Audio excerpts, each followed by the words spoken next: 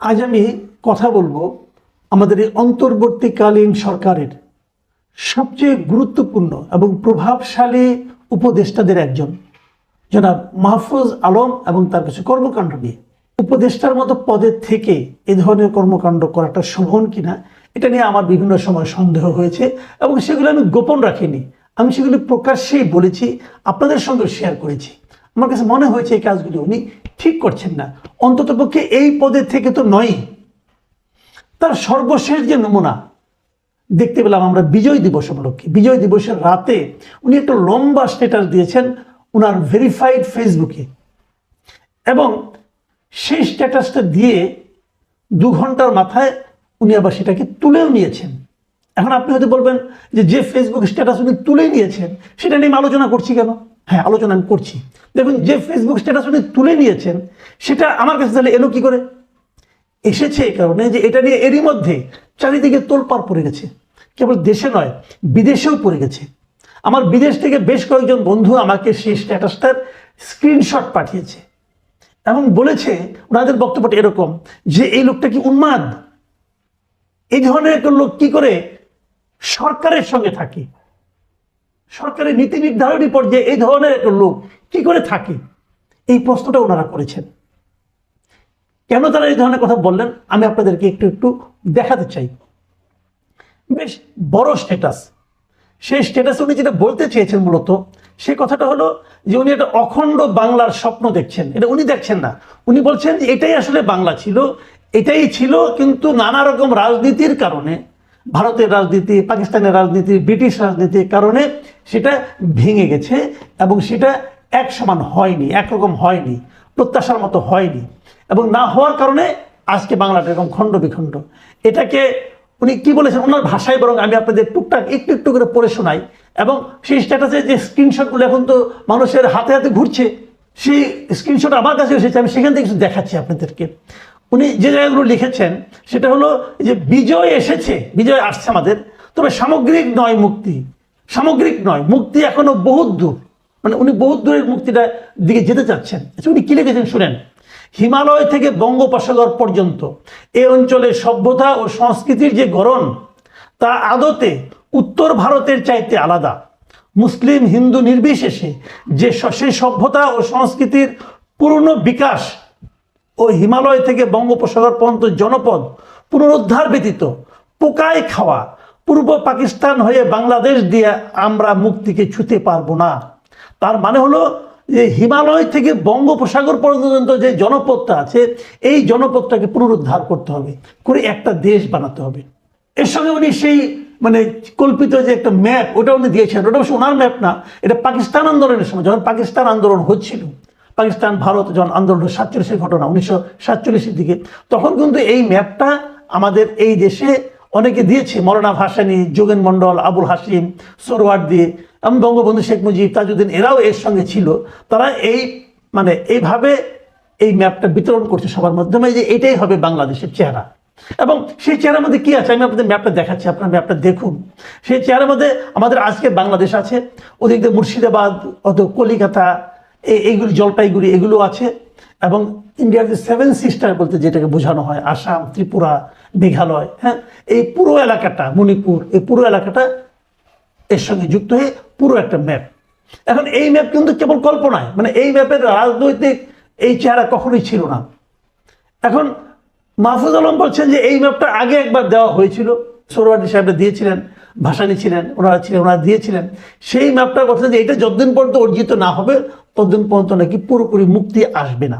তো এই ধরনের কথা আমরা আগেও শুনেছি, আরও অনেকে এই ধরনের কথা বলেছেন, অনেক ভারতীয়, অনেক নেতা, অনেকে মানে অখণ্ড বঙ্গের কল্পনা করেছেন, কিন্তু সেটা কিন্তু আমাদের বাংলাদেশ কিংবা ইন্ডিয়া কারোর মধ্যে কিন্তু সেটা গৃহীত হয়নি। কেউ সেটাকে কিন্তু বাস্তবে রূপ দেওয়ার কথা ভাবেও নি এবং সেটা যথাযথ বলে বলেও নি। কারণ বললে পরে কি হয়, রাষ্ট্রীয় যে সার্বভৌমত্ব সেখানে কিন্তু নানা ধরনের প্রশ্ন আসে। কাজেই সেটা আপনারা কতটা শোভন অথবা এই ধরনের একটা গুরুত্বপূর্ণ পদের থেকে সেটা নিয়ে কিন্তু আলোচনা আছে। আমি আরও এই ওনার স্ট্যাটাস থেকে আরও একটু পড়ি। উনি বলেছেন, এ রাষ্ট্রের জন্মদাগ তথা ভারত নির্ভরতা ও ভারতের আধিপত্য মুক্ত রাখতে 75 আর 24 ঘটাতে হয়েছে। দুই ঘটনার ব্যবধান 50 বছর, কিন্তু আদতে কিছুই পরিবর্তন হয়নি।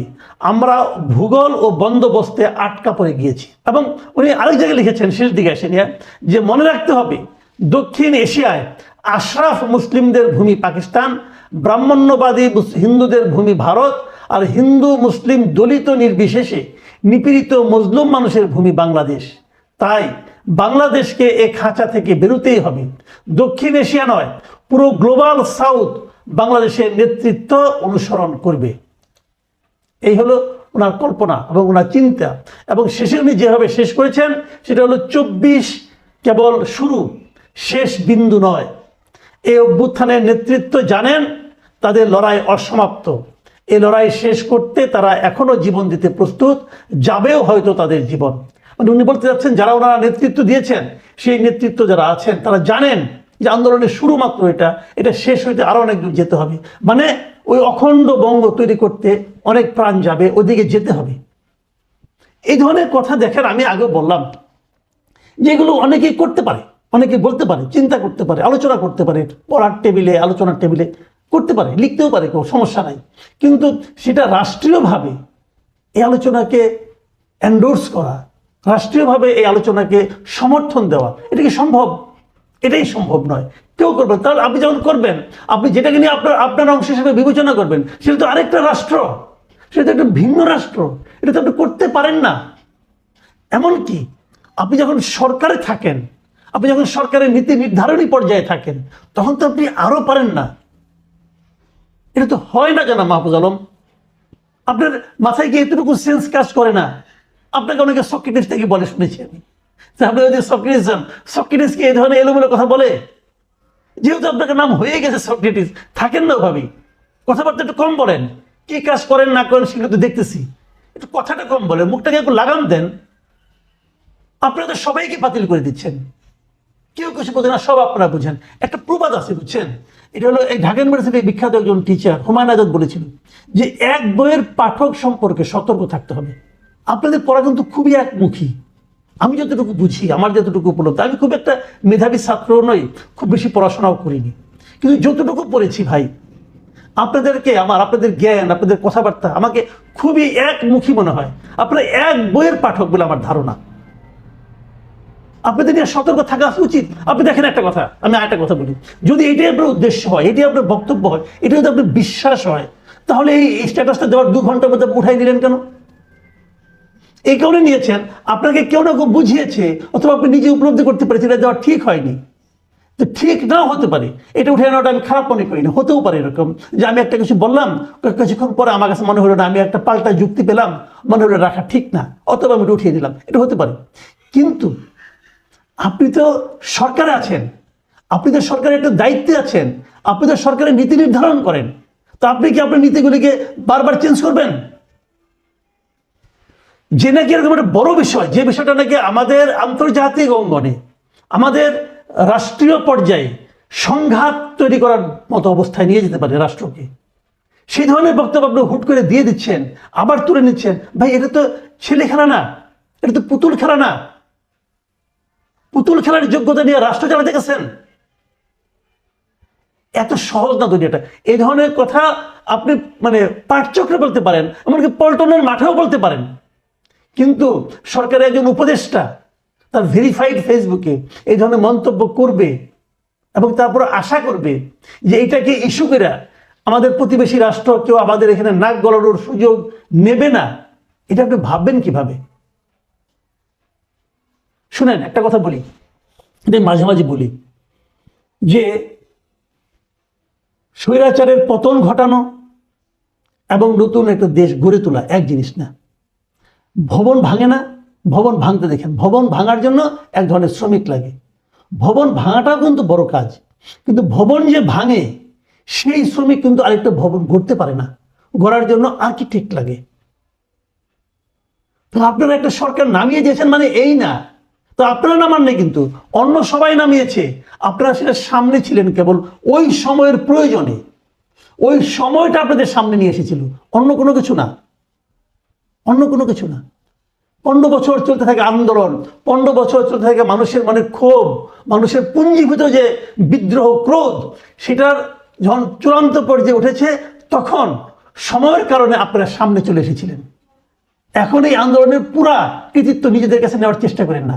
আপনারা সেই পর্যায়ের লোকজন না, এর মধ্যে আপনারা হারে হারে প্রমাণ করে দিয়েছেন।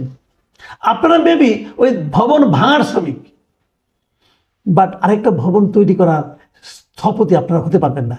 এটি চেষ্টা করার জন্য অনেক অভিজ্ঞতা লাগে, অনেক শিক্ষা লাগে, এক বইয়ের জ্ঞান দিয়ে হয় না। আমরা খুবই দুর্ভাগ্যের মধ্যে আমরা আছি যে এদেরকে আমরা মাথার উপর বসিয়েছি। এটা আমাদের জাতির দুর্ভাগ্য।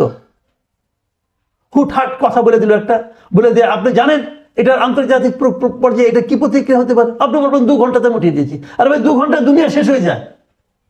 2 ঘন্টার অর্থ বুঝেন? এর আগেও তো এরকম অনেক কিছু আপনারা করেছেন, লাভ দিয়ে যে করে ফেলেছেন যে বিরাট কিছু হয়ে গেল।